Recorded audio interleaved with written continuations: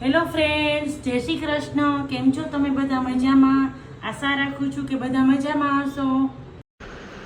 ડિનરનો time થઈ ગયો છે ને આવી ગઈ છું કિચનમાં. તો આજે મારે રવા ઉત્પમ બનાવવા હતા, તો મેં એક કટોરી ભરીને રવો લઈ લીધો છે અને એટલી જ મેં સામે છાશ લીધી છે. છાશ બહુ ખાટી નથી પણ મીડિયમ છે. તો હવે છાશમાં આપણે આ રવો પલાળવાનો છે અને એમાં નાખ્યું છે જરૂરિયાત પ્રમાણે મેં થોડું એવું પાણી. હવે આને 1 કલાક માટે હું રેસ્ટ આપું છું, તો 1 કલાક માટે મૂકી દઉં છું. હવે કલાક થઈ ગઈ હતી અને ખોલી લઉં છું, તો એમાં મેં પહેલાં સ્વાદ પ્રમાણે મીઠું નાખ્યું છે. હવે થોડી ઘણી હિંગ નાખું છું અને આખું જીરું બહુ સરસ લાગે છે. હવે આને થોડું હેલ્ધી એન્ડ ટેસ્ટી બનાવવા માટે હું થોડા વેજીટેબલ નાખું છું અને મારે જરૂર હતી હજી પાણીનું, એટલે થોડું મેં પાણી નાખ્યું છે.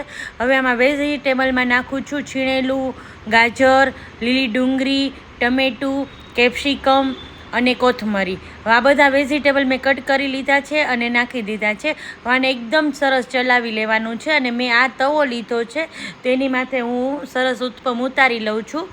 તો મારે આટલું પતલું જોઈતું હતું, જોઈ લ્યો આટલું મેં પતલું રાખ્યું છે.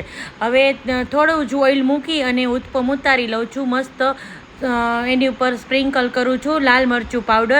સરસ લાગે છે ટેસ્ટમાં. એ એકદમ ઓપ્શનલ છે, તમારે ન નાખવું હોય તો બી ચાલશે, પણ મેં નાખ્યું છે કારણ કે મેં તીખાશમાં મરચી કે એવું નથી નાખ્યું એટલા માટે. તો સરસ મસ્ત ઉત્પમ તૈયાર છે અને હું પીરસું છું.